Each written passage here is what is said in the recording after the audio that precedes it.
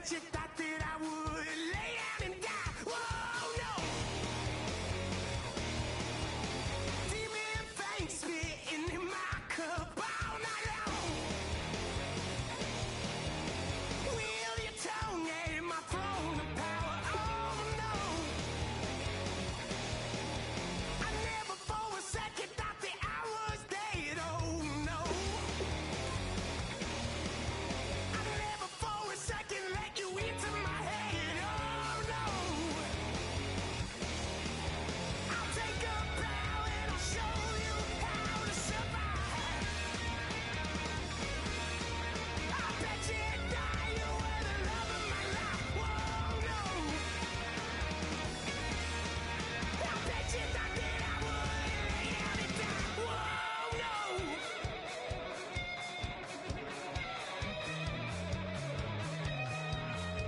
I bet you thought that I would lose my mind. Oh, no. I bet you thought that I'd give up tonight. Oh, no. Bleeding knees. Hello, everyone. I'm Larry Ridley, and this...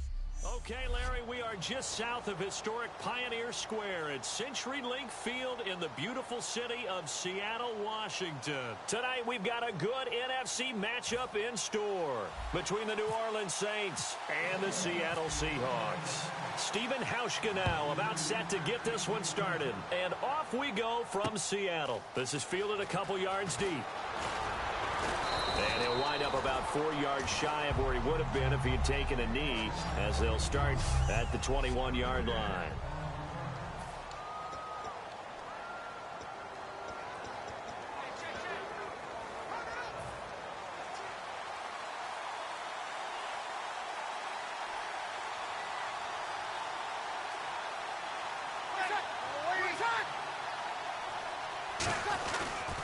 And the former Heisman winner, this is Mark Ingram. Up past the 25 to the 26, a gain of 5. Defensively, the tackle by Cam Chancellor.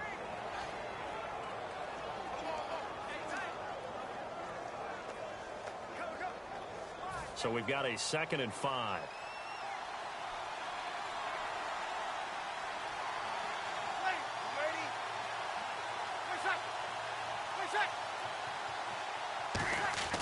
Now Breeze throwing on 2nd down. And it's caught. Kobe Fleener. There he goes left side. Touchdown, New Orleans. Kobe Fleener, 73 yards. And the Saints have taken the early lead. Just how they wanted to start this one, in the end zone on their first possession. And that just happened. How about that play right there? As you said, opening possession, setting the tone for everything. And I'm going to look forward a little bit now because everyone should be celebrating his catch in the end zone. The tight end gets a little bit of love. But if you're a receiver on the team, you should be thinking to yourself, boy, oh boy, things are going to open up the rest of the game if they have to focus on him as well. To return, this is Doug Baldwin. And the decision to bring it out, a good one, as he's up a yard or two shy of the 30.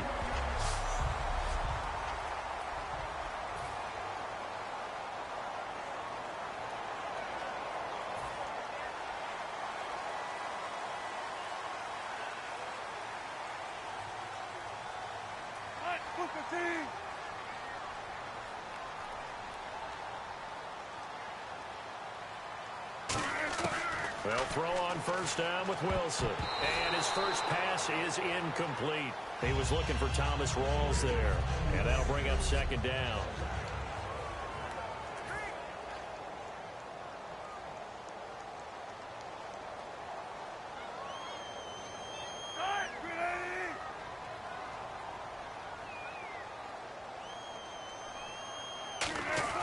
Second and 10 now, Wilson.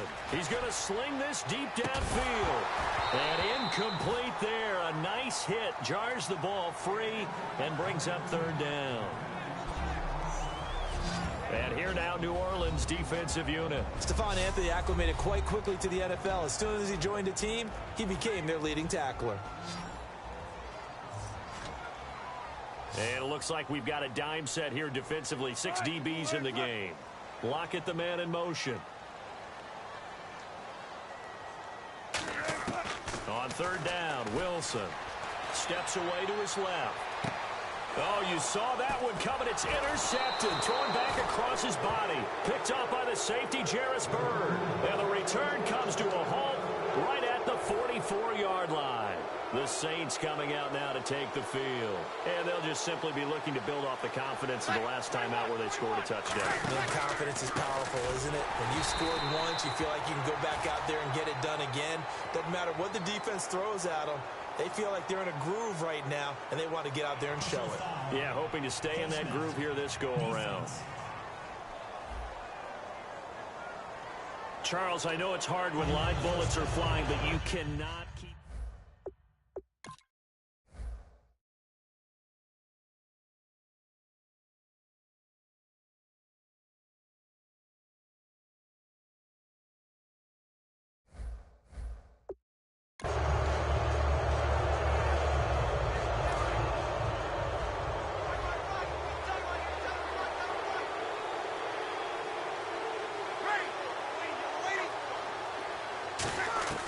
Going on first down is Breeze. And this is caught. And he is into the end zone. Touchdown, New Orleans. Brandon Cooks, 34 yards. And the Saints now add 6 to their lead. And he showcased his blazing speed on that one. Was he wearing football cleats or track spikes? Because he was gone. Big-time play, and just think about what that does if you're a receiver on the team with him. Well, that's got to open things up for you as well, because if I'm a defense, I've got to get back deeper and deeper in order to keep him in front. But I'm not sure how many can actually keep him in front with that speed. Well, the offense wasn't out there for a long time, but they were out there for a good time. One play, and they're able to hit pay dirt. Morstead out now following the touchdown to kick. That's fielded in the end zone.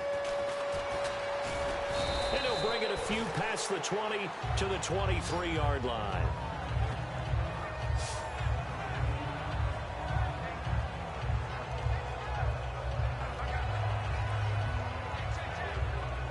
And Seattle now ready to march onto the field. And following the interception, just any interception, are you a little bit more cautious when you start that next drive, or no, you just throw that out the window? I think you are. I don't think that there's any way you can run back out there and go, totally didn't affect me. Let's just go ahead and be loose with the football again. You're going to take care of it, but you have to be careful about being too cautious, because now you can't run any offense at all. Still want to attack. We'll see how they attack him here.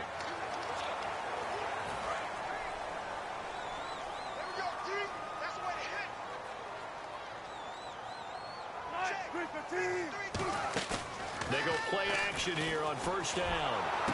And it's intercepted. The linebacker, Stephon Anthony, with a pick.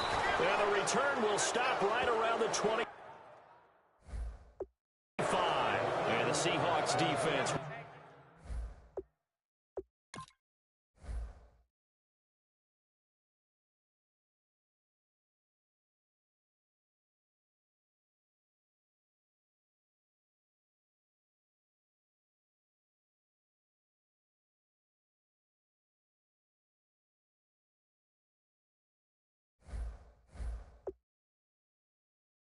Working their way back out onto the field. And a tough spot here for the defense, kind of already with their backs against the wall.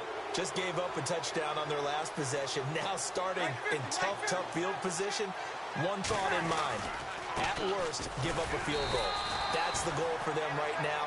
No more than 3 points given up. If that happens, they'll feel really good running to the sidelines. I would think the defensive coordinator would feel pretty good, too. Oh, he'd be ecstatic about that. Of course, he'll say, give up none, but 3 is really the realistic goal. And we'll see if they can hold him. They send Thomas out to the right by himself. Now contact up front as penalty markers come in. Who is this against?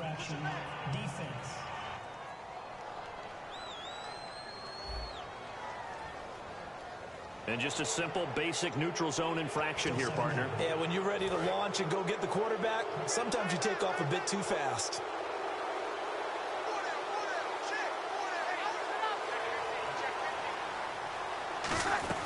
After the penalty, it's Ingram. He'll get forward for 3 down to the 16-yard line. Earl Thomas in on the stop. If you're a football guy, that's a pretty run because everyone is in sync right there. Obviously, the guy carrying the ball, but how about the people up front? Leverage, athleticism, they created some nice space for him.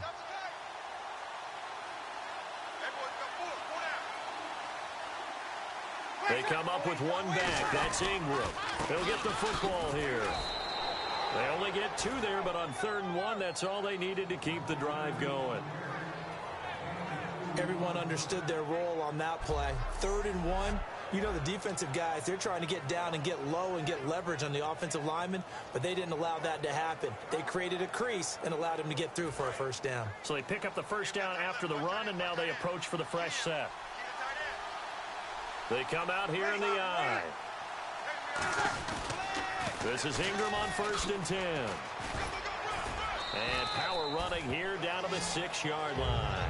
7 yards on the pickup there, and it'll leave them with a 2nd and 3. A lot of people call the toss a probing play to see what they can get against the defense, to see how they adjust and react.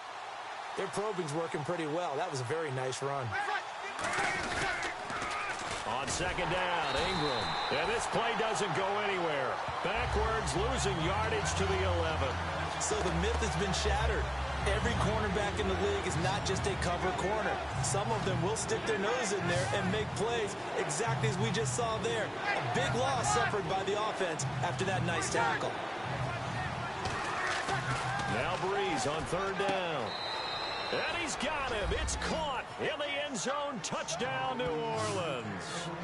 Kobe Flainer with his 2nd touchdown in this opening quarter. And the Saints add on to their lead. That's a heck of a start to this one for him here in the first quarter. 2 receiving touchdowns, just getting the game underway essentially. I mean, there's a long way to go.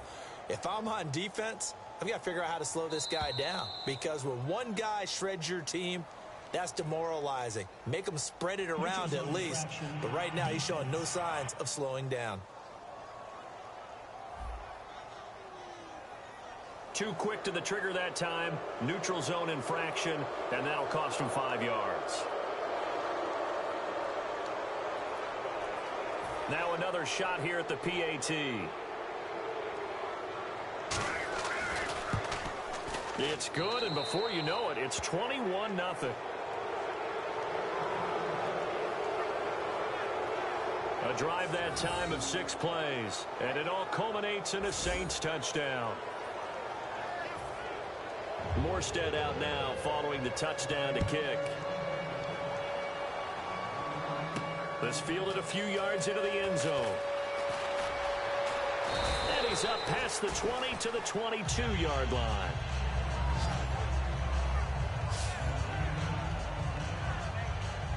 The Seattle now ready to march onto the field. And last time, 1 play interception. So this offense, they should be fresh. That's a good way of putting it. And I can't wait to see what they decide to do with play calling, because a 1-play drive where you throw an interception, a lot of people think the very next time out, run the football, don't give him a chance. And got his man complete. And he'll be down deep into New Orleans territory. It's a big hook up there. Wilson to Baldwin. 62 yards. A great job pulling that one in from a guy, as we know, who can really blaze. He's got a lot of speed. And that speed can work for him so many different ways. Sometimes he just takes off and goes and just runs past people.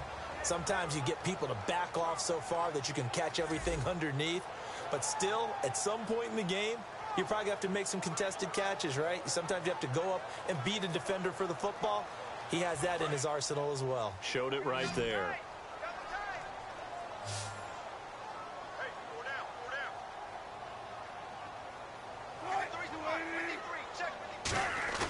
Now a play fake here on 1st down. And left side here, it's Graham. A gain of 6 there on 1st. You know, Charles, for Graham, so much concern early in the season about whether he'd be ready to play this year, what would happen recovering from the tendon. Not only was he ready, he played every game this season for Seattle. And it wasn't just the injury concern with Jimmy Graham. It's how Seattle runs their offense. Remember, when he was in New Orleans, he could expect a ton of passes to come his way. But in Seattle, that number was going to be reduced. And Wilson's going to be intercepted a third time. Picked up by the safety, Jarris Byrd. They told us repeatedly earlier in the week in our meetings, we need some plays from our defense here on the road early. They got one. And don't think they were above all week long pointing out to their defense that the other defense is rated higher than them. You going to let that happen, guys? Is that how we're going to play? And they responded to the challenge. It's complete. Fleener, right side.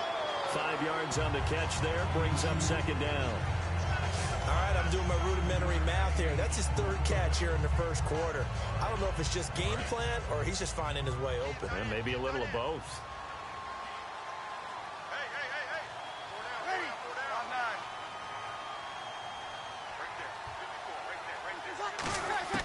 Now Breeze throwing on second down. And some room to roam now. Oh, look at Thomas wide open. And all the way down inside the 25 before he's out of bounds. Coaches really don't care from what position they get this, but run after the catch ability, rack ability.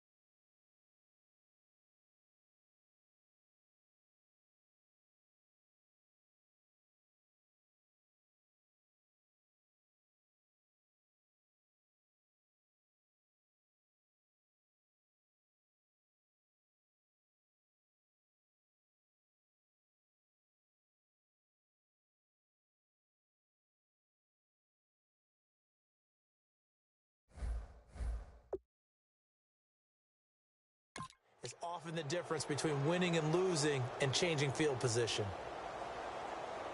Try to get one more in here before the quarter breaks.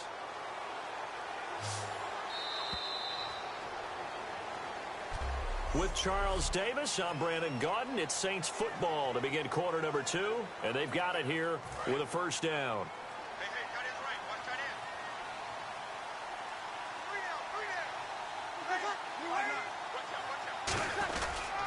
Breeze hands to Ingram. He's able to work free for about 6 down to the 18. Some runs are blocked so well, you almost forget that someone has to carry the ball to gain the yardage. The leverage by the offensive line to create space up front, really well done. They come out here in the eye. Breeze going to throw. He's just going to dump this one off to his fullback out of the backfield. And all the way down inside the 5 to the 4. A nice pickup of 14, and it moves the stick, sets up a first and goal. And a good quarterback facing zone coverage. If he has just a little bit of time to survey the scene, that's what's going to happen. No doubt about it. If there's no pressure, he's going to continue to pick them apart because he'll have all that time to find someone open downfield. You can only cover for so long. So maybe they want to go to a zone blitz scheme, get a little bit more pressure. Remember when Carolina did that against Denver? They lost the game ultimately. They dropped the defensive end out, and he ended up with an interception in that game in Super Bowl 50. Maybe some sort of scheme like that to try and get more pressure at the passer. And he is unable to get in. They stop him at the line of scrimmage. They're held again, and do we have a goal line stand brewing? It's 3rd and goal. His path became similar to almost running a stretch play, didn't it? Trying to find a crease, anywhere to put his foot in the ground and cut back. It just never materialized.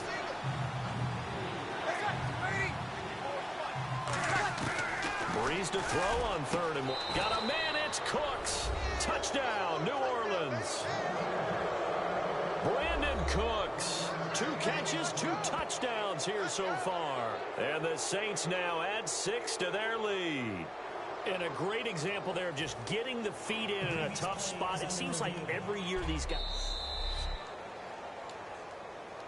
After reviewing the play, the ruling on the field stands.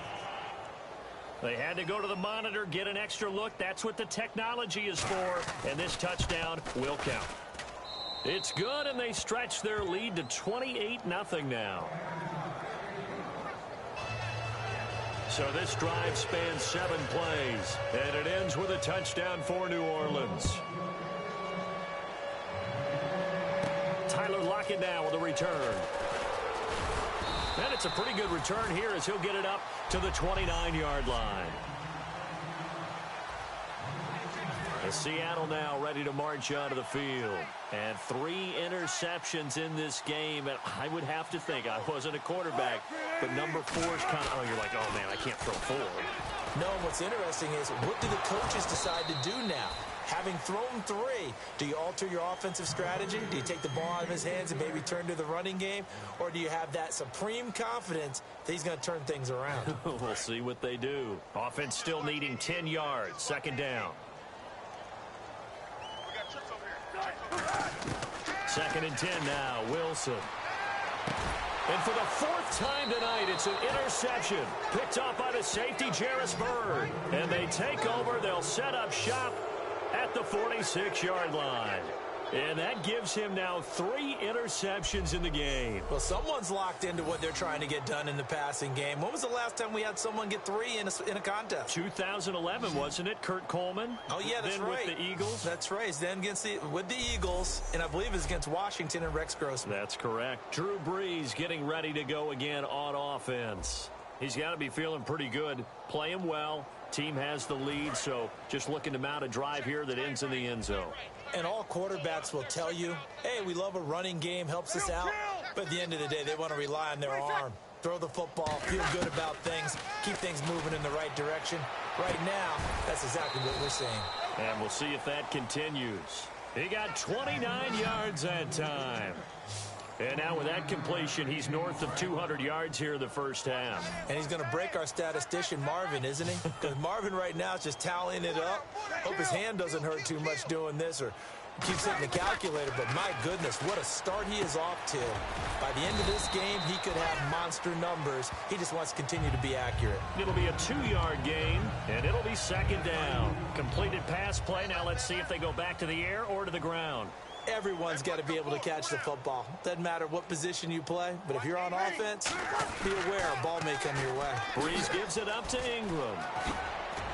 And all the way down inside the 5 to the 4. It's a 10-yard gain there, and it sets him up now first and goal.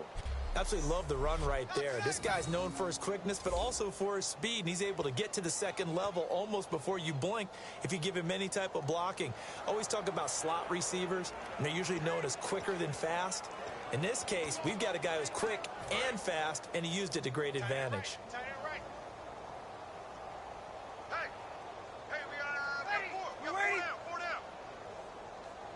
From the 4-yard line, it's first and goal now.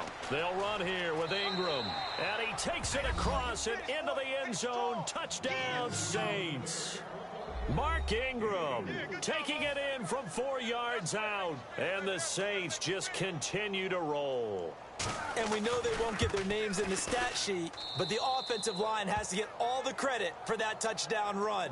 Tremendous job of blocking, paving the way for the 6 points. A drive there of just 4 plays. And it's Mark Ingram who caps it off with a touchdown run. Morstead out now following the touchdown to kick.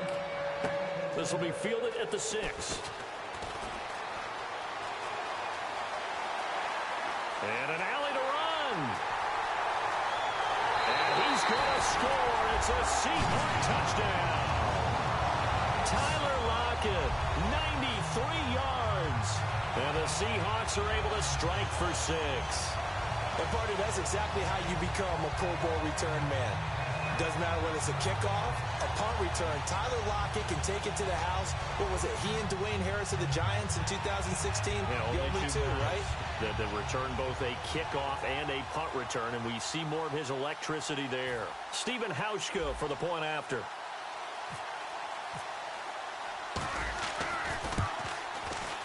And oh my goodness, this is nowhere close. Well to the right and no good.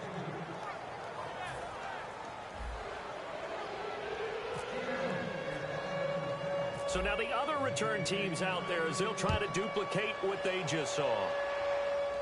On the return, here's Marcus Murphy. And they're going to start this drive in pretty good shape as they get it up past the 30.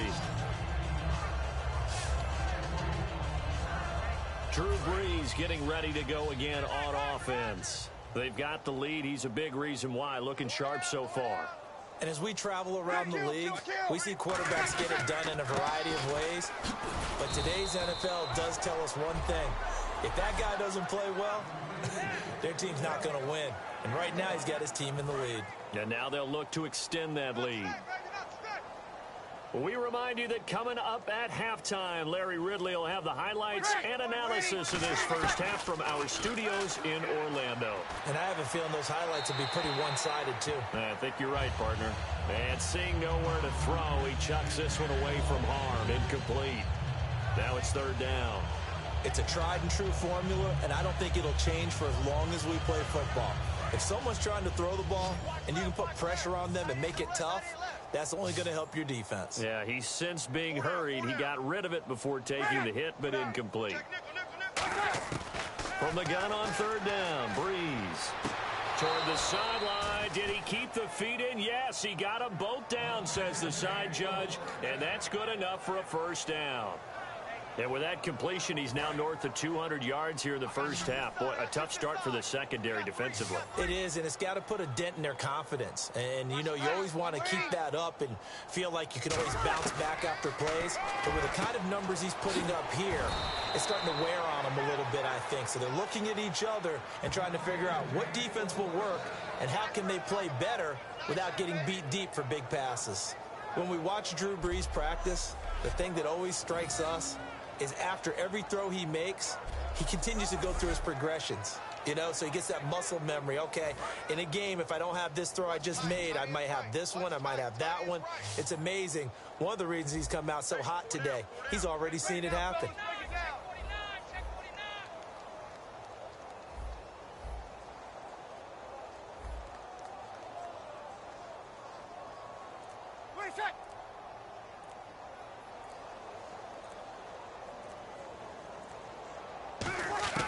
On 1st and 10, here's Brees. And incomplete. Crisis averted. Almost picked. Instead, second down. Tremendous coverage there. Just did not catch the football and complete the interception. But what do they say all the time? If he had really good hands, he'd be playing offense. Now flags will come in. I think this one's going to be on the defense for jumping. Neutral zone infraction, defense.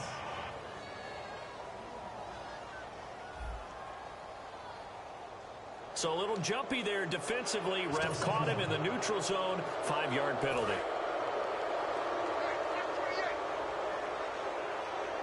It's a 5-receiver set. 3 to the left, 2 to the right.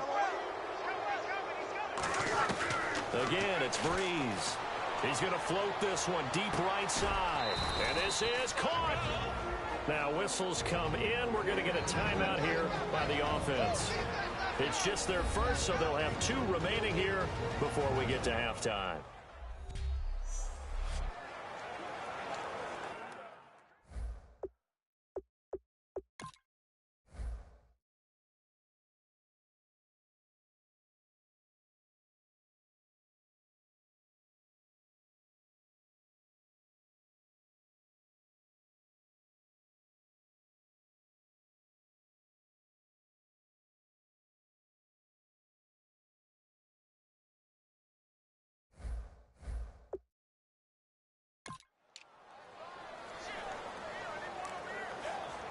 So after that big play, let's see if they can catch their defense maybe on their heels.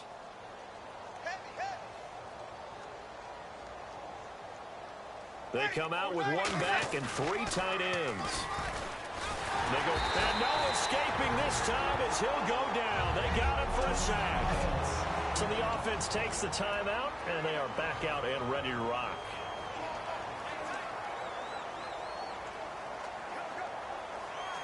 So the defense gets to the quarterback. Now the And now the Seahawks are going to take a timeout here on defense. It's just their first, so they'll have 2 remaining here before we get to halftime.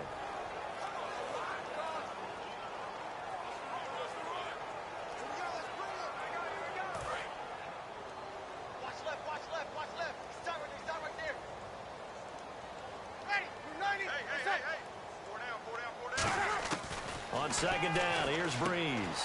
His pass caught at the 4. And he'll take it into the end zone for the Saints touchdown.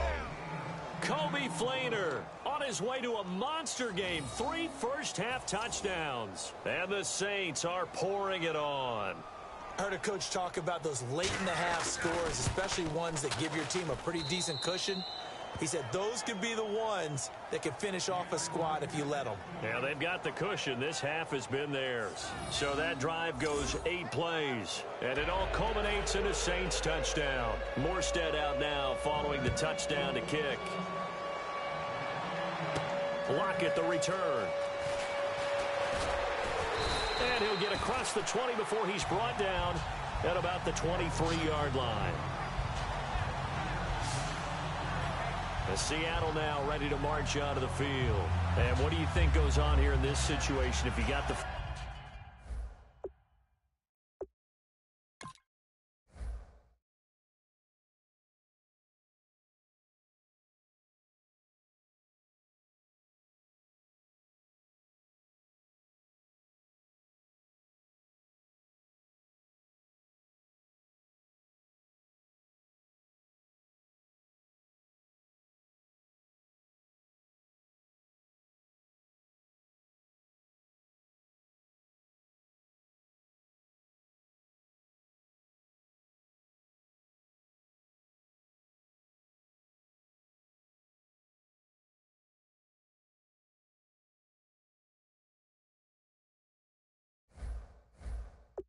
Football, you're trailing, you're back in your own territory with just a little time. Do you try something?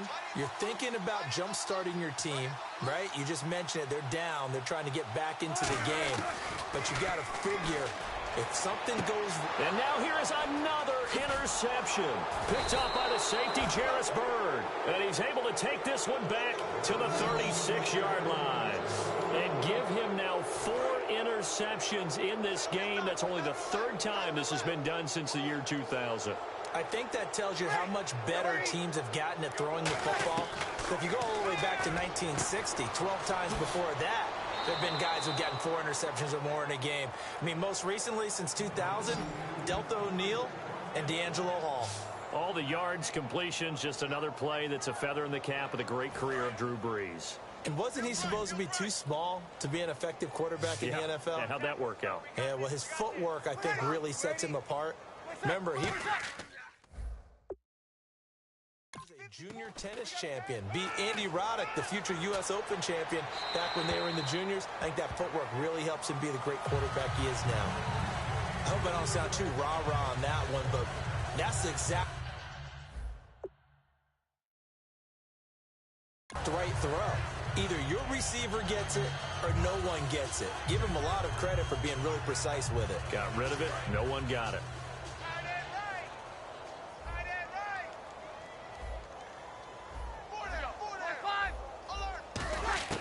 Back to the air on second down. It's Breeze. And he is into the end zone. Touchdown, New Orleans. Brandon Cooks on his way to a monster game. 3 first-half touchdowns. And the Saints just continue to roll. So not only is that his 3rd touchdown catch of the game, he's done it here in the first half. I'm not sure defensively what they're going to come up with to slow him down, because already we're seeing him run past, over, through guys in order to make these catches. And being able to try and shut him down at this stage of the game, it's going to take a lot of effort. So maybe it'll open things up for some other people. Well, they better figure something out, and soon. Uh-oh, flag comes out here. This is going to be roughing the kicker. When you're going back there on the kick block, you've got to go to the right point. That didn't happen. Ran into the kicker. The penalty flag had to come out. This will be fielded on the back line of the end zone. And he's going to be taken down shy of the 10 at the 9-yard line. Anytime you feel the kickoff inside your own end zone, you've got to be decisive about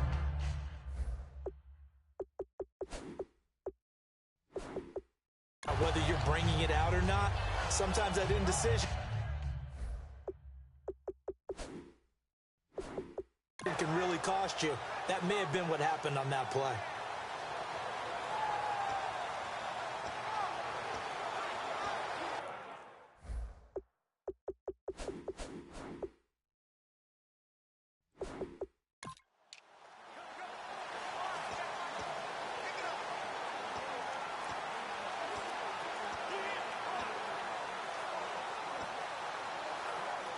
Very tough spot here for the offense to start.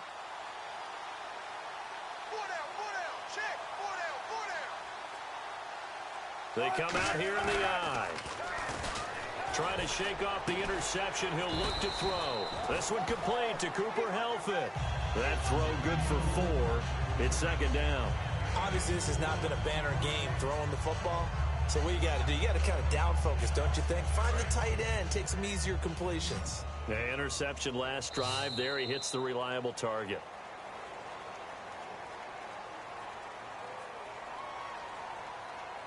So we have reached halftime with the visiting Saints out on top. As we send you cross-country to our EA Sport. All right, hang on. We'll jump over halftime.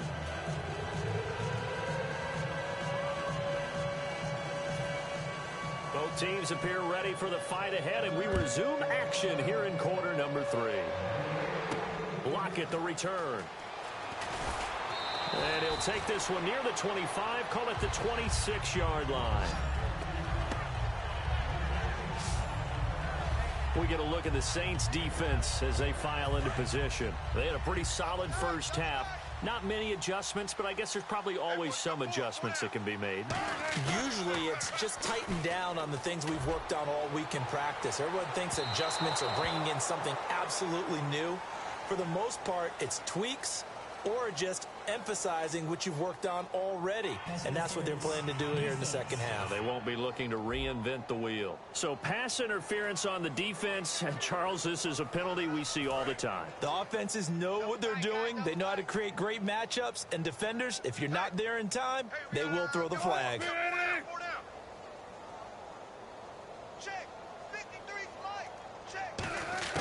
On 1st and 10, it's Wilson. He couldn't quite hold it. Got hit. Ball pops out. Incomplete. So much of this game is focus and concentration. And whenever I see guys running the in route, I know that in the back of their mind, they're always wondering who's lurking inside that might put a big hit on them as they try and catch the ball.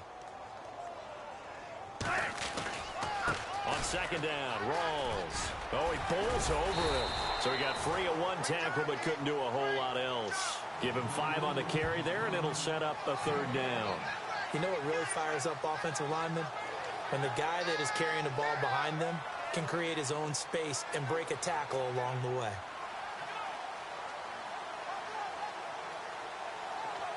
So 3rd and 5, 3rd and medium here.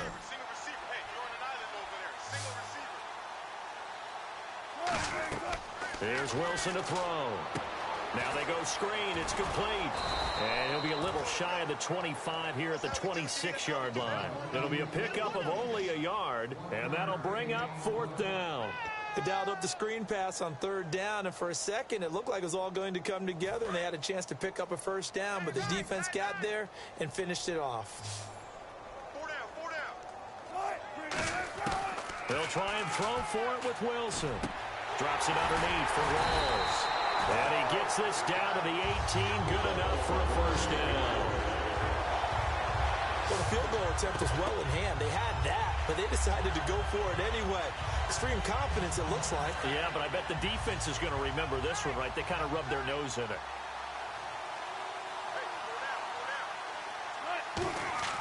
Well, throw on 1st down with Wilson. And it's caught over the middle. Wilson.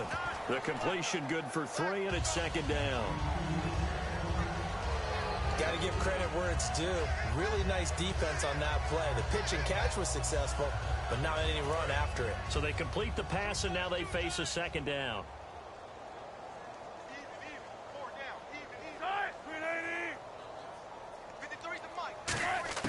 Wilson will throw again. And his throw here is incomplete.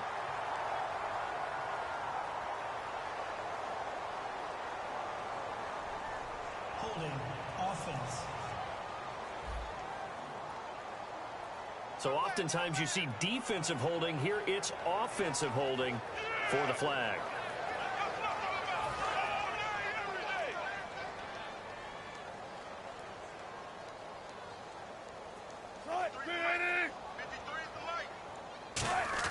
Again, Wilson. And my goodness, another interception. Picked off by the safety, Jarris Bird. And he returns it here to his own 18-yard line. And we now have a new single-game interception king, a record-breaking 5th pick there. If that's not the true definition of a ball hawk, I don't know what is. That is absolutely...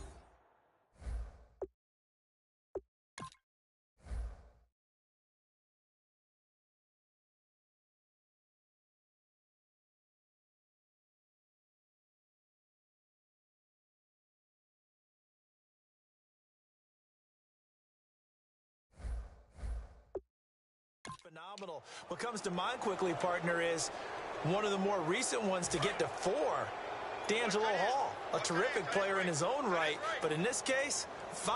That sets a brand new NFL record. They'll try to get the ground game going with Ingram. And he'll get across the 20, but only to about the 22-yard line. Call it a gain of 4 on first, and that'll make it second down. You know how we get focused at end of the half and into the game situations about how much time's on the board and, you know, what you need to do? Sometimes you don't have to worry about that. That's just smart football. You know, that kind of a lead, staying in bounds, it burns clock, even in a situation that we're not really focused on it. But you know that old expression, it's not my night? It hasn't been his so far. I don't know if the legs are a little bit heavy. Sometimes having to hang out all day and play doesn't exactly play to your advantage, but it's been a tough go for him. And every time he looks up, somebody's there defensively. That was the same case on that play. This is caught. It's Cooks. And he's able to get it to the 33. Good enough for a first down. In his career, he has a spell of 10 straight seasons, 4,000 yards or more. Only quarterback to do that. We're seeing more of it here in this one. We better not take it for granted, because what we're watching, it's vintage Drew Brees, but it still is excellent. Another carry for the workhorse tonight, Ingram. And he's going to lose yards. They take him down at the 26. And that's a loss of 7 on the first down play. I mean, that's an example of why offensive linemen might want rearview mirrors at times, because you have your assignments to block, but if you can see what's going on in the backfield and maybe the guy carrying the ball is headed in another direction, you might change what you do up front. But if they can't see that and he's not in sync with what they're doing up front, well, this is when you end up with plays like this. A bad one for the offense, a really good one for the defense. And ready for 3rd and 6. And passing yardage-wise, now up over 350 in this game. Pretty nice performance. Definitely that, which usually means you're putting a lot of pressure on guys trying to cover. If you're a defensive back and they put over 350 yards on you, you've had a long day. The key to everything, if you're doing it without throwing interceptions or turning the ball over.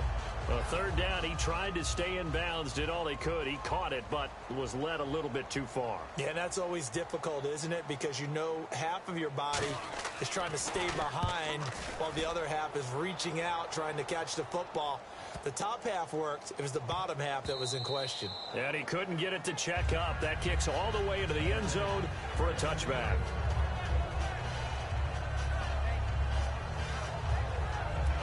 This will probably be the last play of the quarter.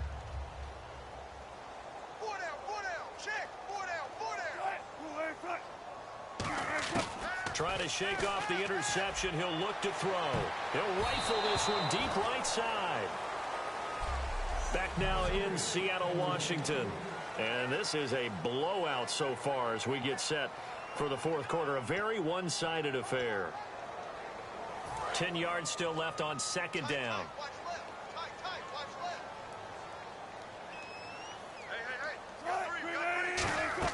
2nd and 10 now. Wilson. And the catch is made here by Tyler Lockett. And he's going to get this one across the 30-yard line. It's a game of matchups, and that's why you take your receivers and move them around a bunch, especially your best guys. And when they work out of the slot, you often hear the coaches talk about how great it is because it gives you a two-way go. You can break out or you can break in. That makes it hard to defend. Throwing now, Wilson on first down. And now here is another interception. Picked off by the linebacker, James Laurinaitis. And it's a terrific return here as he's going to have him set up with a first and goal right at about the 6-yard line. Out is the Saints offense now as they get ready to take over here. They've got the lead. Last time had to punt it, though. What's the key to this drive? I think it's leverage. The big guys up front. You know the motivational speech on the sideline is, guys, give us an opportunity. Protect the passer, create space for our runners, and let's go ahead and get these guys. Low man wins. Let's go do it on this drive. We'll watch that leverage on this drive. Now Breeze throwing on second down. And he just chucked that one out of bounds, out of everyone's reach. Maybe a wise call not to take a sack in this part of the field. It brings up third down. From the 2-yard line yet again. Let's see what they can do on third and goal. They come out with one back and 3 tight ends. They'll look to run with Ingram. Diving for the end zone, and the ball's knocked out. And the Seahawks have picked it up. You and I have been around teams, and they all have goals for games, don't they? And every team we've ever talked to says, well,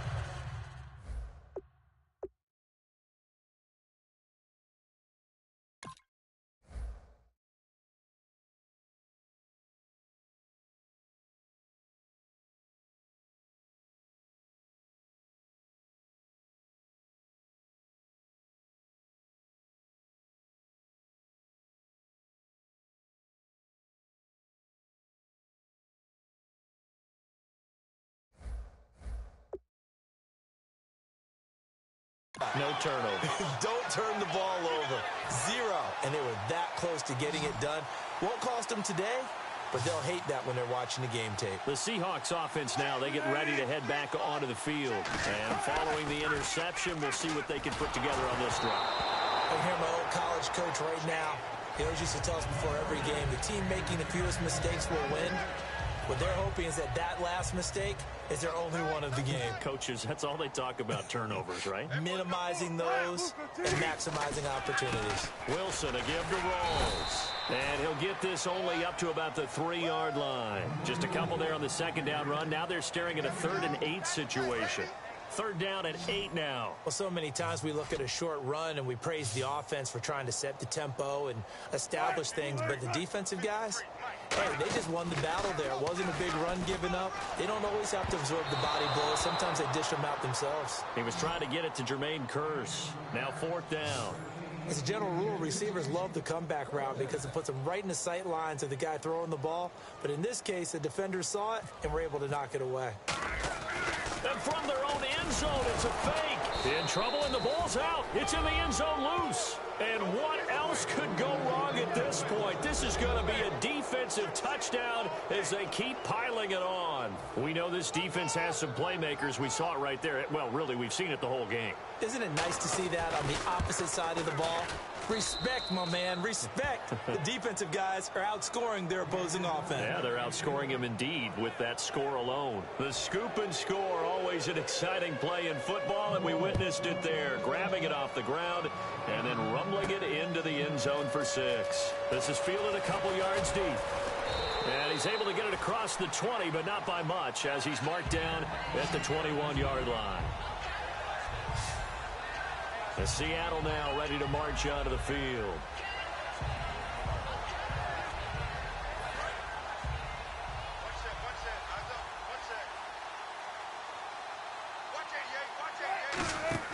Following the fumble recovery, it's Wilson. And nearly another interception. They've been around the ball all game.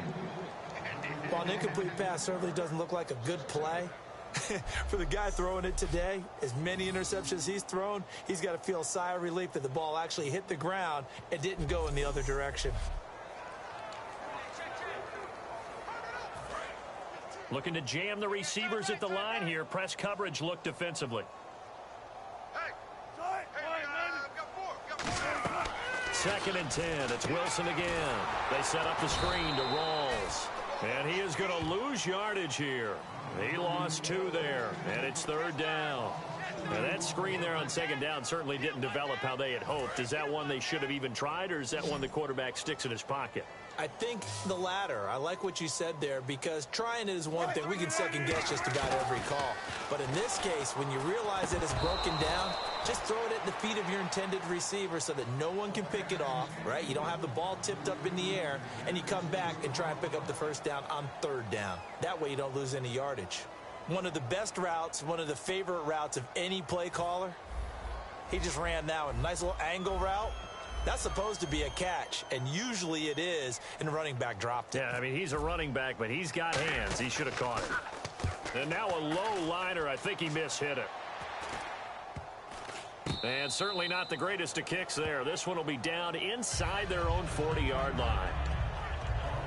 And now the Saints get set to trot out there. And they'll be looking to atone for last time's mistake of fumbling inside the red zone. Certainly they don't want to do that again.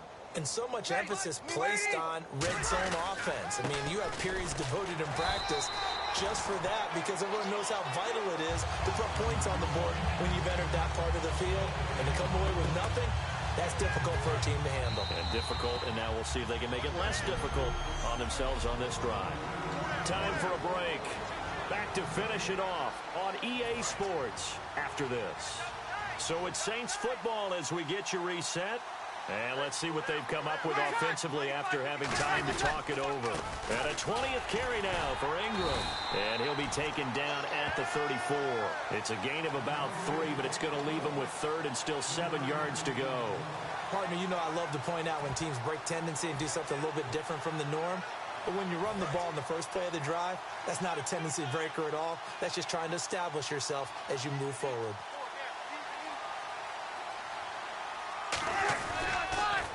And the first carry for the former Clemson Tigers, C.J. Spiller. 4 yards on the pickup there, but it's going to take him to 4th down. We always like to talk about defense in terms of levels. First level defensive line, second level linebackers, third level defensive backs.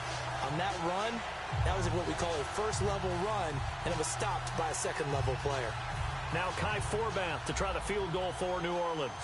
It'll come from the right hash. It's a 47-yard attempt. And this is right down the middle as he puts it through. And they're well on their way now as the lead grows even larger.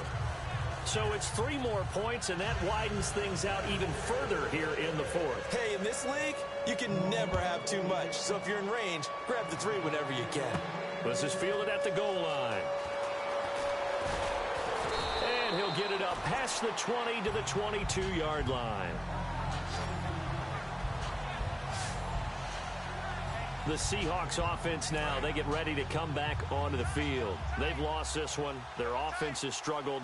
Do they try to put together something here at the end just to take into next week? Yeah, sometimes teams want to do that and coaches want to. I remember one time I was on a team and we were losing late in the game like this, and you knew it was lost. It was over, right? And the coach called a running play and pretty much said to everyone, I want to see something executed well before we get out of here. And that was the message to the team. Just something to build on. Just something to build on, get it done, and maybe we can look at that and say, we'll get better as we go forward. Again on 2nd and 10, it's Wilson. Drops it underneath for Rawls. Call it a 1-yard gain on the play. And all of a sudden here, it's 3rd down. Now hold everything here. We're going to get a timeout by the offense. It's just their first. They've got 2 more to use here in the final stages. So completion on 2nd down, that brings up 3rd. On 3rd down, Wilson. And that is incomplete. 7 seconds remaining. Tyler Lockett was the target there. And 4th down coming up. And he's certainly not a guy that drops that football very often. Indeed, because that's a bit of a surprise. I know he's in the middle of some traffic and people, bodies all around him, but he usually has the focus to haul that one in.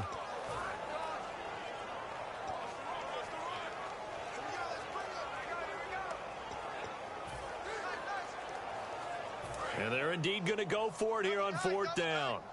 So trailing here in the last quarter, let's see how this plays out. Here we go with Rawls. And a short gain there as he'll get it up only to about the 24. They had to go for it with such little time remaining, and the Saints are going to get it back and in great shape. So they tried to go for it for pride, but it really wouldn't have mattered. This one, it was already determined. No doubt about it. This one was over a while ago.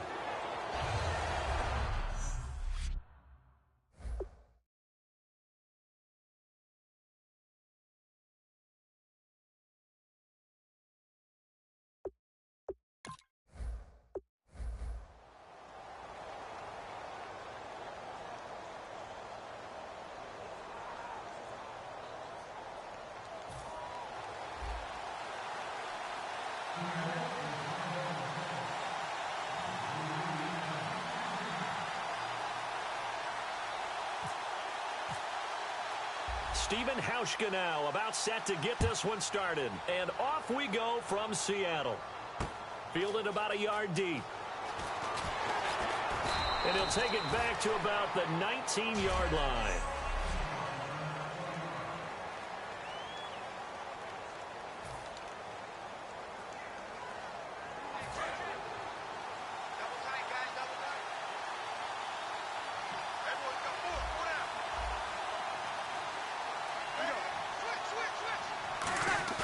Now a play fake here on first down. Catch here, left side, Thomas. 16 yards on the game's first play and a quick first down. And this last year, right around mid-season, it's kind of when Michael Thomas emerged as Drew Brees' favorite target. And he finished leading all rookies, 92 catches, over 1,100 yards. And one of the things I remember most about learning about Michael Thomas last season when I did a Saints game was finding out how much winning meant to him.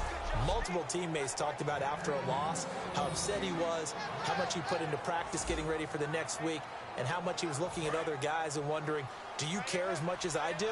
And that's a really big deal for a rookie receiver, and he translated into action the rest of the year. Ingram again, a first down carry. And he's going to be hemmed in and brought down right at the line of scrimmage.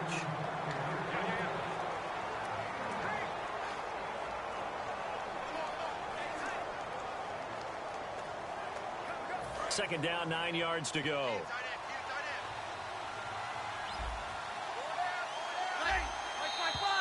And now some motion before the snap. And this will be our first penalty of the night's proceedings. Offense.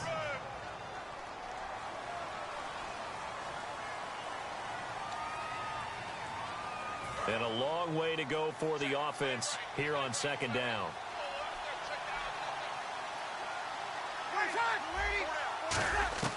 Breeze to throw on second down.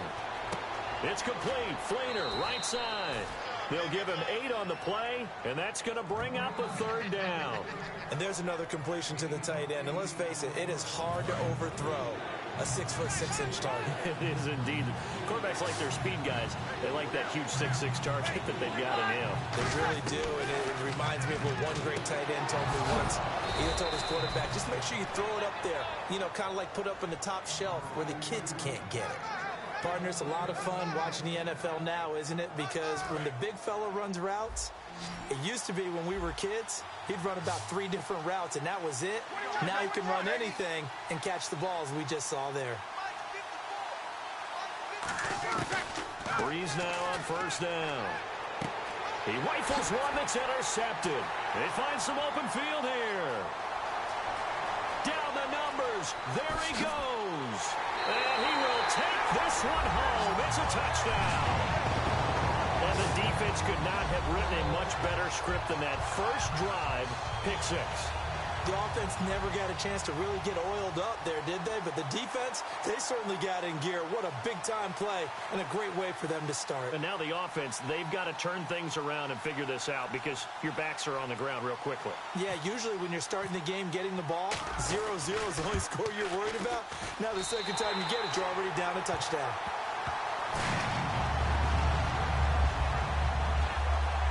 So the defense creating some points, not only getting the interception, but then returning it to the end zone for the pick 6. So they throw the pick 6. They'll get another shot at it now as this one's in the air. Now it's Murphy.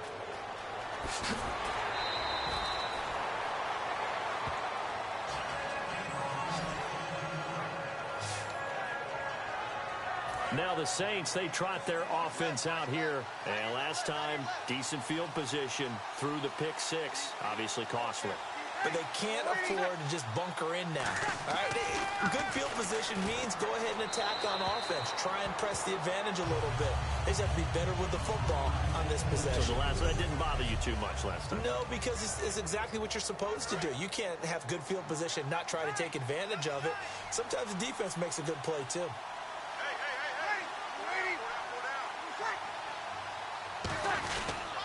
They run. It's Mark Ingram. And he'll get this up over the 25 to the 26. It'll be a pickup of 5, and that leaves him with 5 more. 3rd and 5 now. For Ingram, he topped the 1,000-yard mark this year for the first time in his 6-year career. Didn't he just come out of Alabama last year? That's what it feels like, right? I mean, it's amazing. 6 seasons he's had. Won a Heisman Trophy there, finally over 1,000 yards as a pro, and he increased his number of long runs, becoming a much better ball carrier into the secondary. It's a nice job hitting him on the angle route there, coming out of the backfield, cutting sharply across the middle. And that's good timing between the quarterback and his receiver. Effective 3rd down play to move the chains. So it looks like somebody may have forgotten the snap count, and a 5-yard penalty ensues. False start, offense. The penalty on 1st down backs him up 5. It's now 1st down at 15.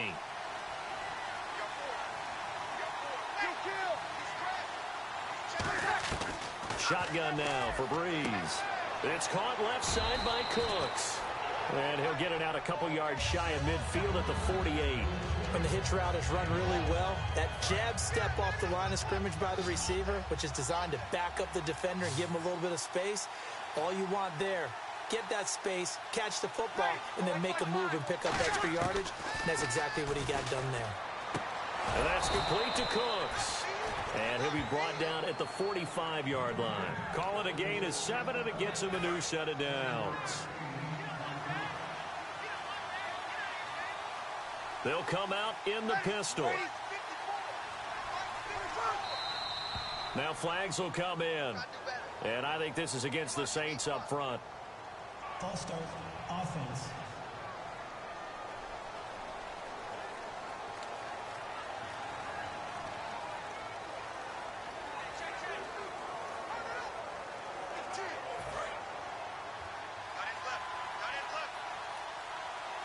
It's a 5-receiver set. 3 to the left, 2 to the right.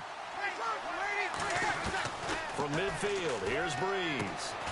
It's brought in here by Willie Snead. A good pickup after the penalty, 12 yards, and it's 2nd down. 2nd down now after the pass completion. With Charles Davis, I'm Brandon Gaudin. It's Saints football to begin quarter number 2. They're looking at a 2nd and short yardage to start things out.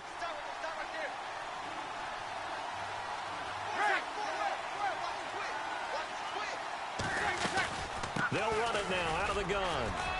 And they'll be inside the 35 now at the 34-yard line. Just 4 yards on the pickup, but that's good enough to extend the drive. So many teams want to throw the ball in this situation nowadays, but I love watching a team that has enough confidence to go ahead and run the football. In that situation, that's almost a tendency breaker. Ingram again. And some room to maneuver. Working his way for a gain of 7 to the 26. This drive is turning into an extended one, and the guy carrying the ball, he's becoming more like a body blows guy. Every carry is putting some damage on the defense. So after a while, I'm not too sure how many guys are going to want to run up and tackle him. On 2nd down, here's Breeze. Left side and caught by Flainer. It's a 10-yard pickup, and it moves the chains. And now the passing game here in the 2nd quarter starting to heat up a little bit. Don't you feel the rhythm starting to happen, right? You see it. Now the confidence is starting to rise. I think now as a play caller, because that has happened, you lean on it a little bit more. You don't go totally away from running the football, but you do say, guess what? We can throw it well with a whole lot of confidence. But there's another example of why they haven't scored any points so far. I think it's time to abandon the run game, spread things out, and go to the air. It certainly can't be any worse than what they've done so far. Now Breeze throwing on second down. That is caught at the 7. And all the way down inside the 5 to the 4. And those first downs do add up. The offense keeps the ball moving downfield and keeps their defense on the bench, giving them a chance to rest.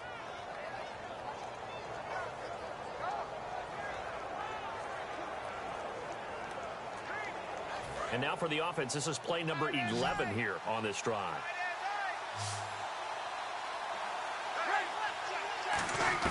Working from the gun, it's Breeze.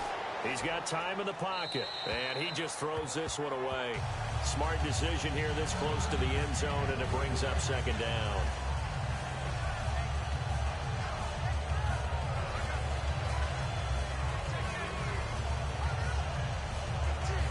Long drive. The defense just cannot seem to catch a break and get off the field.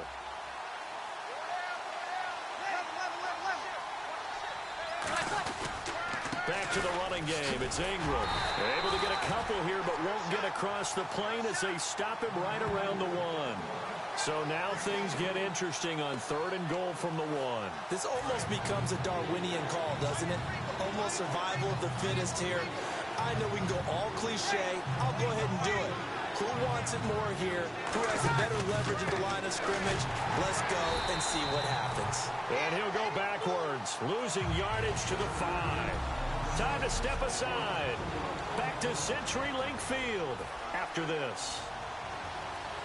A reminder that when halftime rolls around, Larry Ridley will have all the highlights and analysis of this first half of play from our studios in Orlando. And Forbath will put this one through, and they are on the board, but still trailing. It's 7-3. So a 15-play drive. Can't believe that only resulted in 3, but it did. That is somewhat amazing, isn't it? When you hold the ball that long, run offense that well, yet only put 3 points on the board, it has to be a little bit of a disappointment, doesn't it? Has to.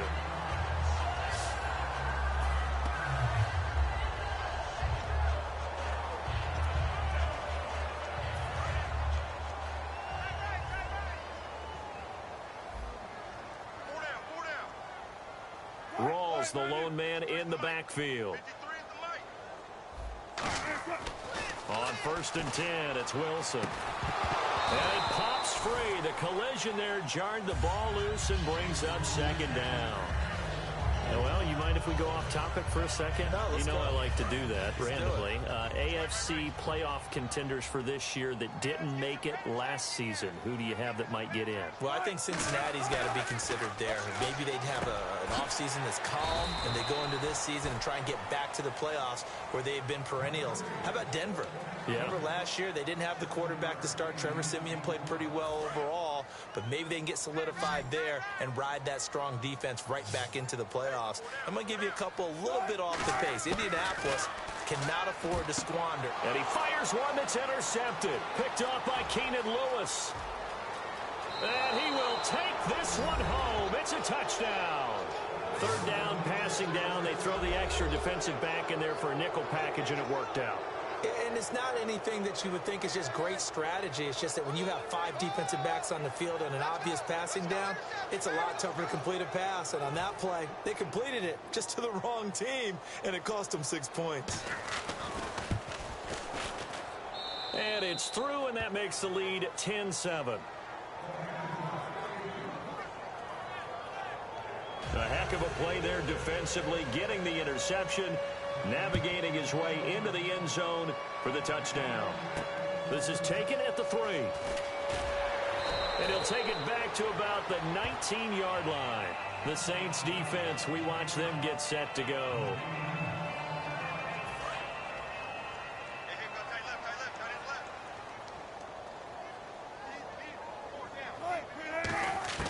Well, throw on 1st down with Wilson. Oh, and this ball's tipped and intercepted. Picked off by the safety, Kenny Vaccaro. And they get the football. They'll set up shop at their own 49-yard line. Well, Brandon, this is a former first-round pick, and he's been a bit of a disappointment in his career up till now. But he's still got room to grow. And this is an excellent play right here to come away with the football. Out onto the field comes New Orleans. And last time they got 3 points, but it was a chip shot field goal. And when you go to the sideline after a chip shot field goal, maybe the offense not too happy. It's a balancing act, isn't it? Because you're exactly right. They're none too pleased that they didn't punch it in for 6 points. But they also have to remember they did put points on the board. 3 points is 3. Now whistles come in. We're going to get a timeout here by the offense. It's just their first, so they'll have 2 remaining here before we get to halftime. Into the red zone, it's Breeze. Looking for someone to throw to. Look at the time. And his throw's going to be incomplete. Trying to get it to Willie Snead there. And that'll bring up second down. The out route's such a timing route that sometimes the guy throwing the ball just throws it almost blindly, just kind of counts on that timing winning. And in this case, the ball was batted away. Breeze again here on 2nd and 10. That's caught. It's Thomas. And stopped a few yards shy of the goal line at the 3. Now hold everything here. We're going to get a timeout by the offense. So that means they're down to 1 remaining here as we head toward halftime. Again, they'll throw with Breeze. And he's got it. Coleman. Touchdown, Saints. Brandon Coleman from 3 yards out. And the Saints add on to their lead.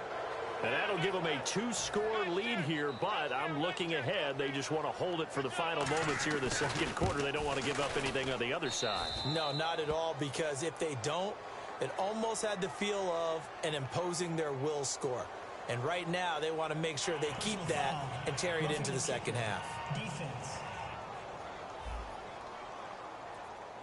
Uh-oh, flag comes out here. This is going to be roughing the kicker. When you're going back there on the kick block, you've got to go to the right point. That didn't happen. Ran into the kicker. The penalty flag had to come out. This will be taken to the back of the end zone.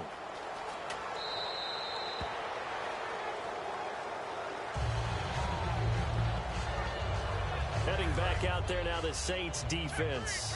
Now the interception for them the last time, and that turned into 6 points. You think during their break they reminded the offense that, hey, we helped you guys out a little bit, right? You know, they want to see if they can do it again for them. They're putting together an entire team game by how they're playing on defense. The interception the last drive, what will happen here? And when all else fails as a defender, when you're not there in the coverage, your best friend is exactly what we saw there. A big play shot taken by the offense. Unfortunately, it ended in a big drop.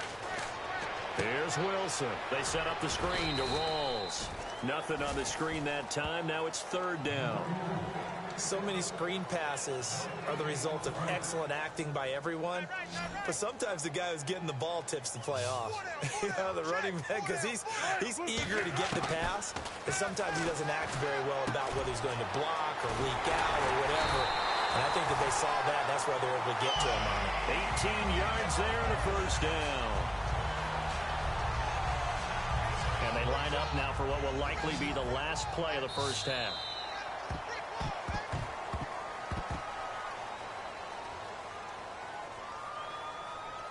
So we have reached halftime. So this guy's just sitting there, right? He's got like 30 hot dogs in front of him. And what's that? Apparently we're back. Okay, so Larry's halftime show got cut off. Sorry, we were doing story time here in the booth. We are ready, though, for the 3rd quarter.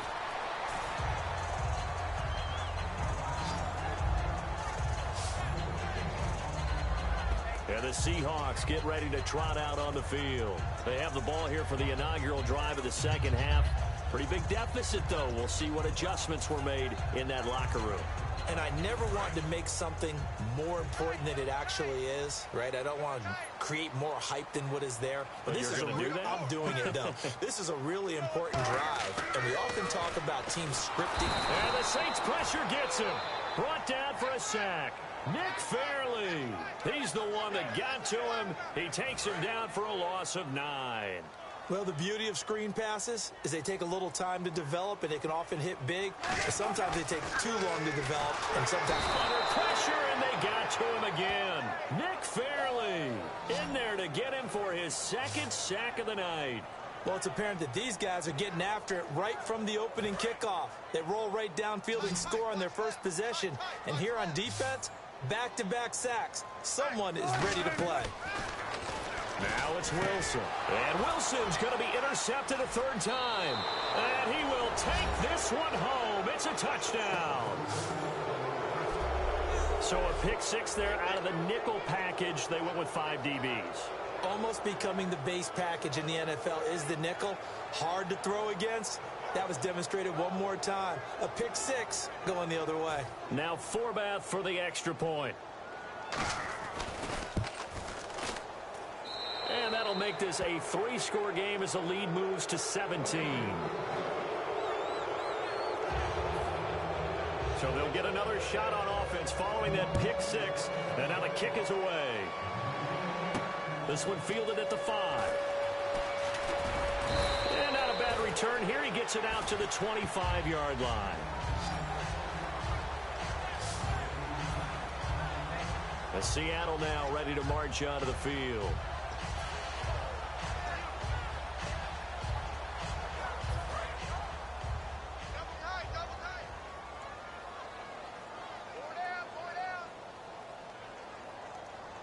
Rawls, the lone man in the backfield.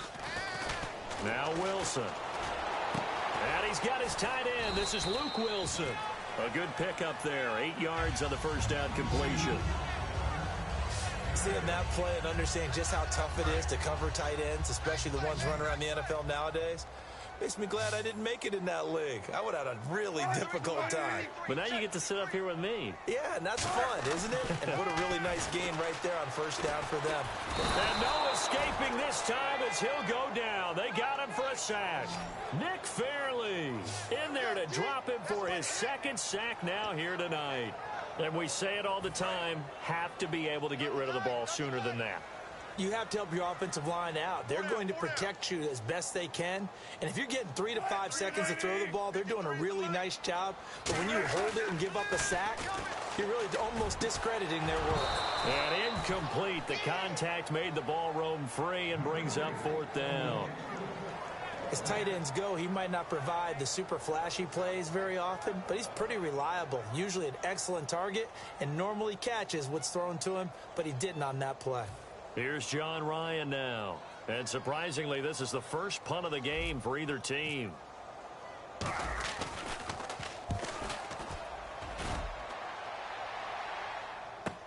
Murphy now to return. That's going to go in the books as a 55-yard punt. Well done. And the Saints will take over with a first down and 10. Out onto the field comes New Orleans. They built a good first-half lead. Now they have a chance to add on to it. And what I'm thinking is that the offensive staff spent the entire halftime just working with them on, here's what we think they're going to do to attack. There goes Mark Ingram. The 40, 30. Touchdown, New Orleans. Mark Ingram, 78 yards. And the Saints now add 6 to their lead. And that run massively increased his production in this game, and now he's over 100 yards. And break out your calculator, partner, because his yards per carry went up significantly, right? Big-time jaunt all the way to the end zone. I'm not sure if they drew that play up to score, but it scored indeed. One play on the ground and into the end zone for 6. This is taken at the 3.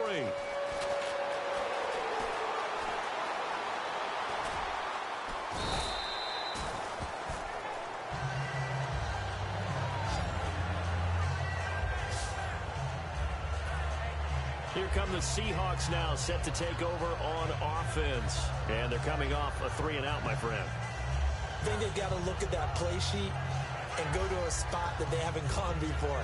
Time to shake things up a little bit to try and get this offense moving. Okay, so how do you do that? How do you shake things up? You look at what you've called before, realize it hasn't worked Go to so something well, else. and maybe you try and find one of those special plays from one of your better players, and maybe try and hit something big and get things going in the excitement area. And for the 4th time tonight, it's an interception. Picked off by the safety, Jarvis Bird. And they get the football. They'll set up shop at their own 49-yard line. Out onto the field comes New Orleans. And coming off a one-play drive that was so deflating for the defense, what's their mentality? How do they rally here and stop this offense? Well, hopefully there's some determination that sets in because they weren't ready to go on the last one. Give all the credit to the offensive guys for getting it done, but to allow a run of that length, that's just not being prepared. So now, are they determined? Are they ready to read their keys and make the proper plays? And we'll see how determined they are. See if they stay on the ground for second down. Again, we'll see the pistol here.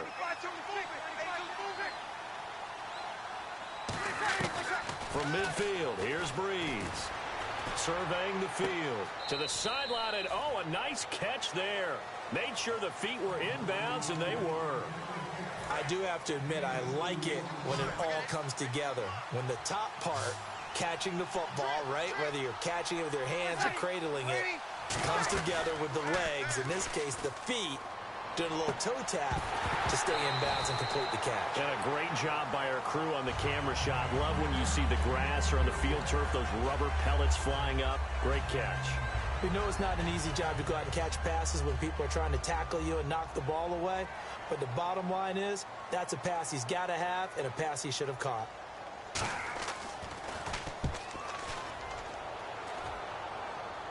This one angles out of bounds at a good spot in the coffin corner. And they're going to mark this out of the 5-yard line. And Seattle now ready to march onto the field. And last time wasn't pretty. One play and an interception. We'll see if they can do better. I want to see if they want to go ahead and throw the ball again now on this drive after what happened on the last one. Throw it on the first play. Give the quarterback some confidence. See what happens. And my goodness, another interception. Picked off by the linebacker, James Laurinaitis. And his guys will take over at the 14-yard line in the red zone. The interception woes, they just continue to mount. He's thrown 5 picks. At this point, you got to be thinking, is it something between the ears? I think a confidence hit does occur once you start getting those numbers up there a little bit. But as you and I both know, it's not always just one guy's fault. Maybe somebody ran a wrong pattern. Maybe some balls were tipped. It could be so many different things. Bottom line, though, it comes back to the guy throwing them. He was looking for Mark Ingram there. And now it's second down. So they just got the football on an interception. They almost gave it right back the same way. And, you know, when you look over to the bench after that type of a play, number one is pure relief. Didn't give it up. But it's not the coach you're worried about yelling at you. It's those guys on defense who just intercepted the pass who want to break over there. Hey, take care of the football, man. They come out here in the eye. Back to the air on second down. It's Breeze. Deep drop. And he's going to drop this off to his fullback. And he's able to work it here to the 8-yard line. It's a gain of 5 on the play, and that's going to lead to a third down. It's interesting because when I'm watching college football and I'm evaluating guys for the draft now, my list of fullbacks, pure fullbacks, it's a very short list. I'm probably evaluating more punters and kickers now than I am fullbacks. But doesn't matter what you call the position. And he'll take it into the end zone for the Saints touchdown. Their dangerous wide receiver from 8 yards out. And the Saints take advantage of field position on the turnover to cash in for 6. So on 3rd and medium, they dial up the pass, and it works to hit the end zone. And it's really not a surprise to me. That's a throwing down in the NFL because of how tough it is to run the football. But what offenses like to do is still show run formations to make them respect it and throw out of those. In this case, they took a nice shot at the end zone and made it pay off. Morstead out now following the touchdown to kick. Now here's Baldwin. And he'll take it back to about the 19-yard line.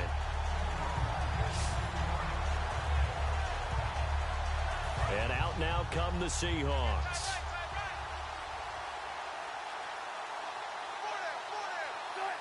Kirsch goes in motion right. They go back to the Wilson hit. It's loose. It's out, fumble. And this is picked up by the Saints. And that will set him up in good shape. First and goal.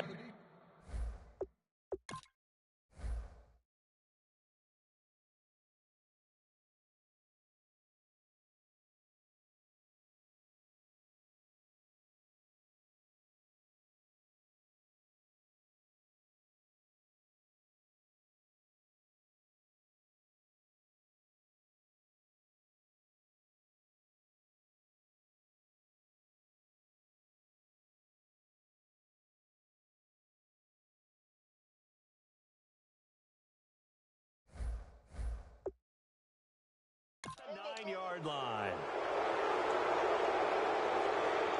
Now the Saints offense, they get ready to go back to work here. And they were able to punch it in the end zone last time. They'll be looking to do that again here for the defense. Obviously, they'll be looking to stop them from punching it back in the end zone. It always is punch-counter-punch, isn't it? And which team has the advantage? Well, let's just go back. Last time on offense, they rolled downfield, got into a good rhythm. You can see a little more bounce in and out of the huddle. You can see the sideline really get into the game. So defensively, you're thinking to yourself, how do we take that away from them? How do we get the advantage back? Let's see what they come up with. I think pressure is always the first way to go. You love pressure. I love it. We'll see if they dial it up this drive. Back now in Seattle, Washington. And this is a blowout so far as we get set for the fourth quarter. A very one-sided affair.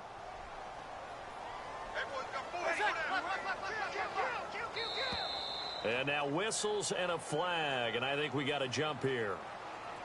Neutral zone infraction, defense.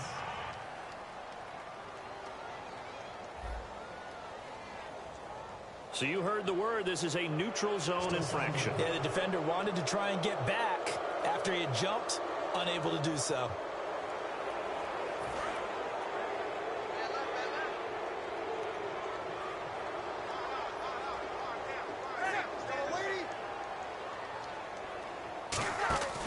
And again, it's Ingram. And they will stop him after a fairly minimal pickup. And give him 2 yards officially, and now it'll be 3rd and goal. Well, the spotlight hit him once already tonight as he got into the end zone. He was trying to make it a double spotlight, wasn't he? But credit the defense, bottling him up, not letting him get in for the second score there.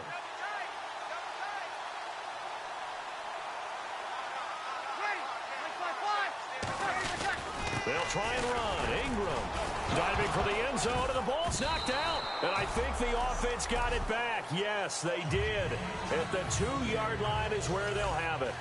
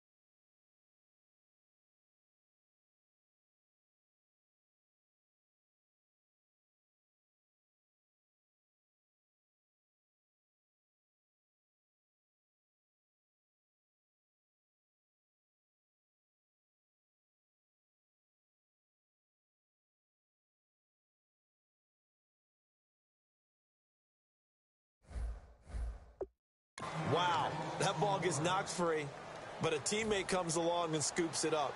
It's almost like baseball. Guys at bat, people are on base in scoring position. One guy doesn't get him home. The next guy comes through and picks him up. And avoids the turnover. And Forbath will put this one through, and that will just add 3 more to a lead that's already out of hand. So they recover the fumble but could not take advantage of the short field. They do get 3. And no one ever turns down 3 points going up on the board, but the offense will go to the sidelines wondering what if. While the defense on the other side, they'll celebrate holding them to just a field goal after giving up such bad field position. Personal foul, face mask. Defense. Face mask penalty, and Charles, you were a defender. You know sometimes in the heat of the moment, it's hard to keep your hands away from that face mask. Sometimes you just get out of position as a defender when you're trying to make a tackle, so you end up flailing away, and your hand gets into the wrong spot. And now here's another interception. Delvin Breaux with a pick.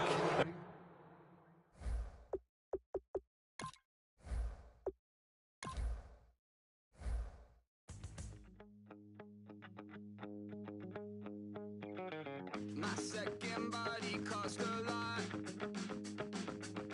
After I bought it, I just wore it home. Reading philosophy and gossip rags. Spending my bottom dollar on my toes. I'm a pacifist who's never not been pacified. I'm a piece of... It's a point of pride. I'm the super rich complaining I want more in life.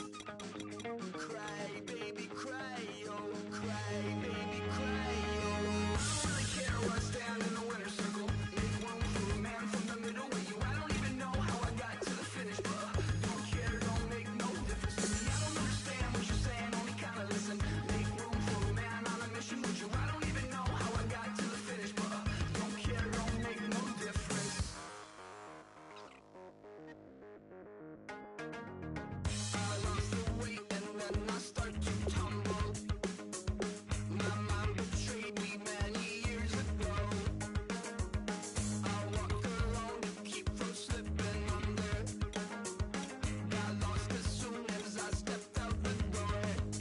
I'm the martyr who just never got his time to shine. I'm a punk kid, no reason why. Nothing finer than the taste of tears running down my face. So cry, baby, cry, oh, cry, baby, cry, oh. I don't really care what's down in the winner's circle. Make room for a man from the middle with you. I don't even know how I got to the finish, but don't care, don't make no difference to me. I don't understand what you're saying, only kinda listen. Make room for a man on a mission with you. I don't even know how I got to the finish, but don't care, don't make no difference.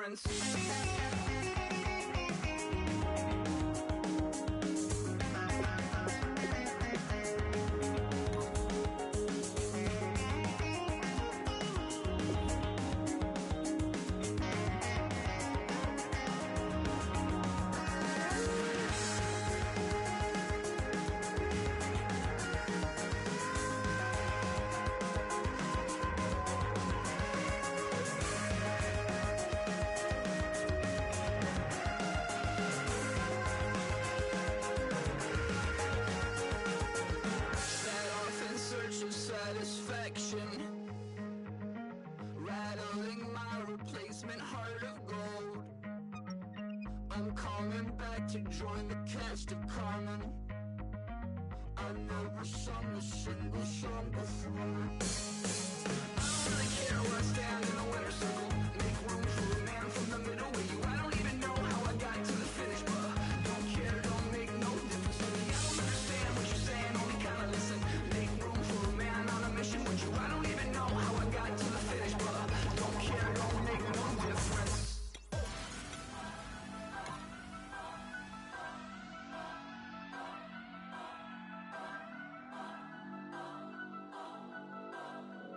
Turn up.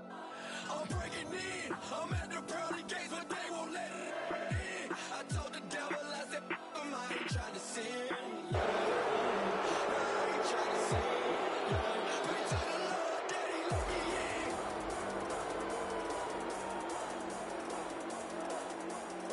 I'm breaking in.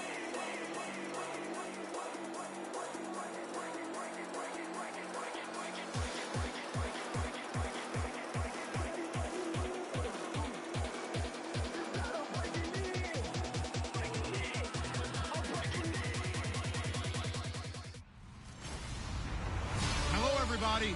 I'm Larry Ridley, and Larry, they broke ground on this place in the year 2000, opened it in August of 2002, and it's been the home of this franchise ever since. Welcome to NRG Stadium in Houston. We count down to kickoff in what should be an epic one here between the New England Patriots and the Pittsburgh Steelers.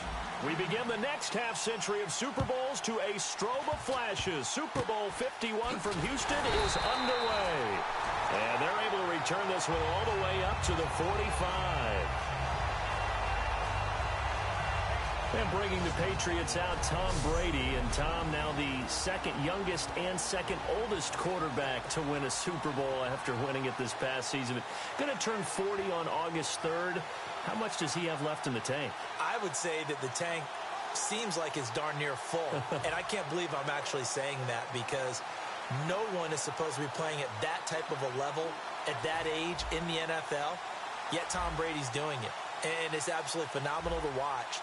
We know it's going to come to an end one day, but I'm projecting it out farther than I ever would have thought because of the way he played this past season.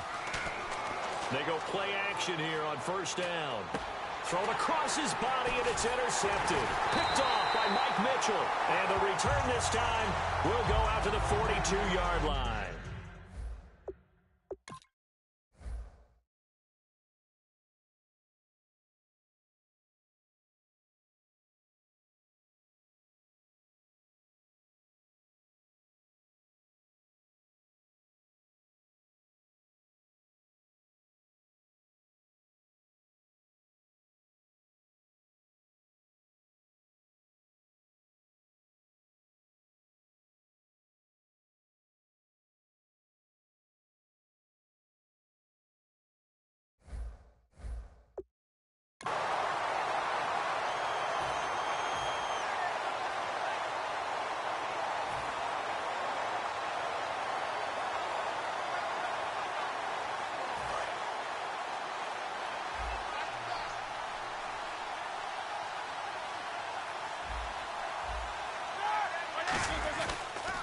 Now the first carry for Le'Veon Bell. And he's going to be stopped here on this first play as he gets it to the line of scrimmage and no more. In 12 regular season games this last year for Bell, averaging over 150 yards from scrimmage.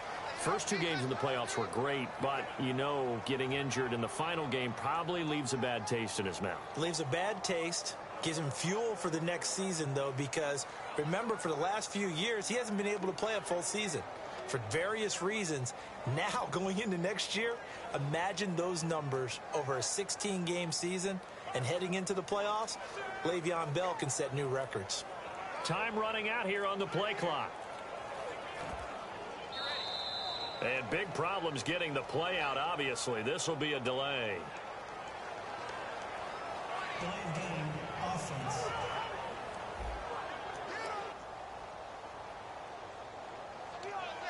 The penalty is declined.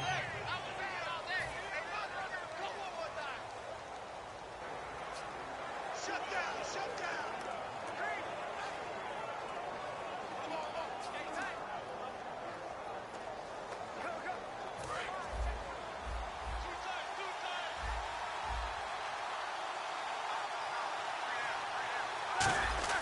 On second down, here's Roethlisberger. And the hit jarred it loose. It's incomplete. He was looking for Matt Spaeth, the tight end. And that'll make it third down. Normally, he's pretty reliable. Usually catches what's thrown to him. On that play, he simply dropped it.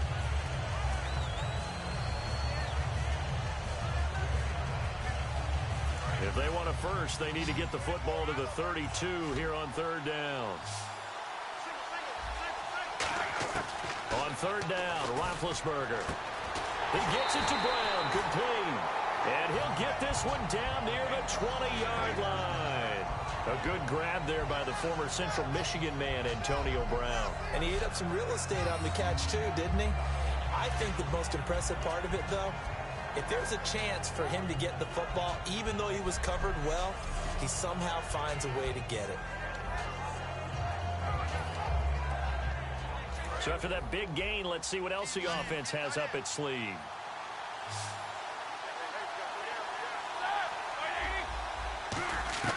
Throwing now, Roethlisberger on first down.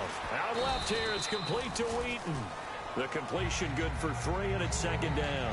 Good throw, good catch, but I really like the route. The drag and being able to run away from defenders, hard to stick with them for that long. Yeah, better against man than zone, or... Better against man, because now you're running away from someone, and you're not running into a... Looking for Green, and it's intercepted. Can you believe it? It's a Super Bowl 49 hero, Malcolm Butler. And a big turnover there as his guys will get the football back. Let's face it, we're all going to remember Malcolm Butler from the Super Bowl, the interception that reverberates, the one that denied Seattle back-to-back Super Bowl titles. But he's become a very talented, good player in the league. He's not going to just be remembered for one play. Okay, partners, New England comes out here to take the field on offense. And this is such an interesting story, how they've been able to do it year after year after year. Guys talk about parity in the NFL. Well, New England has kind of transcended that parity, and they've done it with guys that you don't normally think of as household names. The parts keep changing for New England. That's the amazing part on offense, all right? Offensive linemen change, receivers change, running backs change. We know the one constant is Tom Brady, and that's a huge deal for them. But to be able to do it at what you call the parity times, and you're exactly right, everyone's supposed to be pretty equal. New England still a top 10 offense year in and year out. In 2016, they were number 4, and that helped them with a number 1 ranked defense as well. They come out here in the eye. Now a first carry for LeGarrette Blount. And he is going to lose yardage here. A loss of a full 3 yards, and now it's second down. But when it comes to the running game, the New England Patriots, they're one of the few teams in the NFL that I don't think care much about balancing things out. Last year, to your point, 5th in passing yardage, number 30 in the run game. What they want to do each and every week is make a game plan based on their opponent, not so much their own personnel, and they try to attack that way. Brady now to throw. Amendola catching it left side. And he showed off the athletic juke. Good little gain there. Not a whole lot of real estate, but a nice carry. Well, if you do read man coverage, Brandon, the drag route's a pretty good one to run against it because you're running away from people on it. 3rd and 5, so they bring in an extra defensive back. An expecting pass. Over the middle, that's caught by Hogan. They give him 5 yards there, and it's enough for the first. Did you see that route the way that I did? I thought he was trying to get deep. Yeah, that wasn't the first option. No, it came off of that guy, the deep guy, and came underneath on the drag, completed it very well.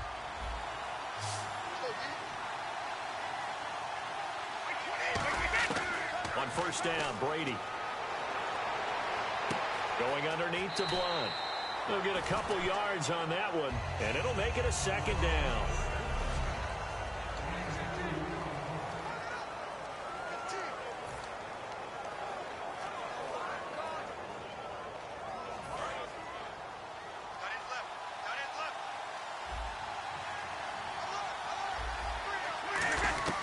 Again, they'll throw with Brady. Toward the left sideline, but it's incomplete. He was looking for Julian Edelman that time, and it's 3rd down.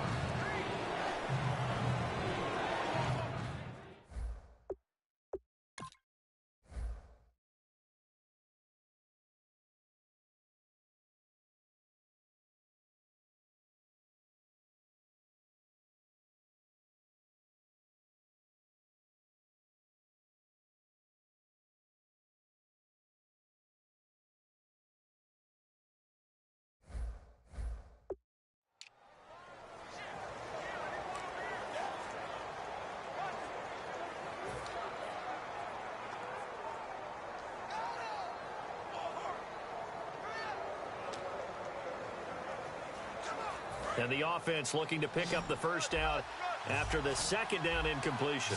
And on 3rd and 8, defensively, they're going to beef up the secondary. 6 defensive backs.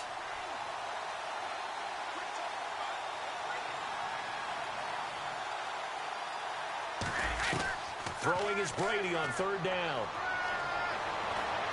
Got a man, it's Amendola.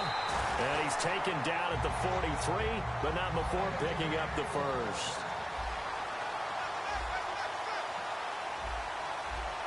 Now Brady doesn't like the formation here. He'll take a timeout. They'll have 2 remaining as we step aside here in this first quarter. Offense walks to the line for play number 7 of the drive.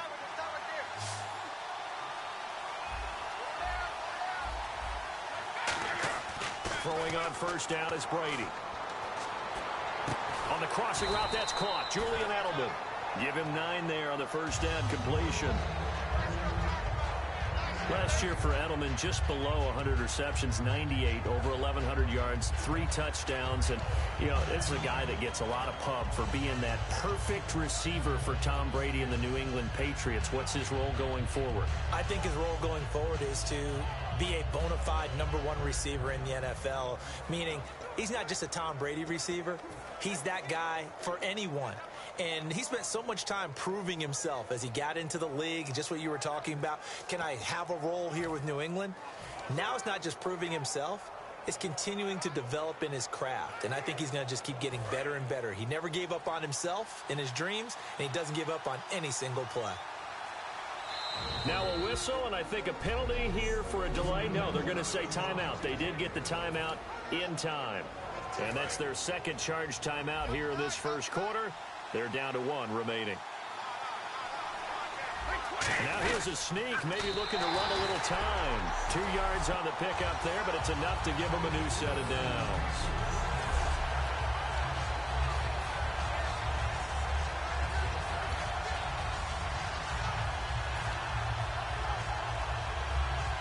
So it'll be first down here after the run. Alongside Charles Davis, Brandon Gaudin, it's the Patriots in possession to begin quarter number 2. And they're on the move here. They've got it 1st and 10.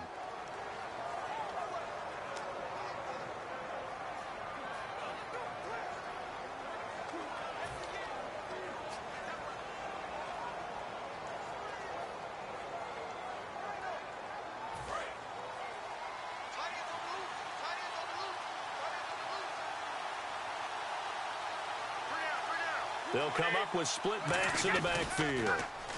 Oh, he didn't spike it. He faked it. He's got time. Incomplete. Julian Edelman, the intended receiver, and it's 2nd down. And that was incomplete, but I don't know how much of that falls on the quarterback. He was pressured.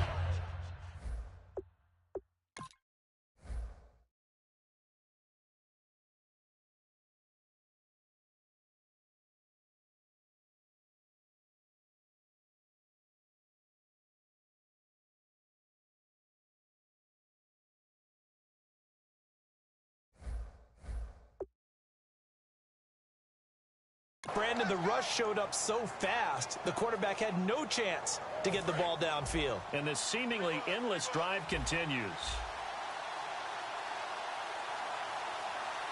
Oh, he fakes the spike. Under a heavy rush, and down he goes. The corner blitz gets there as he goes down for a loss of 7. The Steelers insert their nickel defense on 3rd down. Yeah, they add a DB. And now they come up and spike it to stop the clock.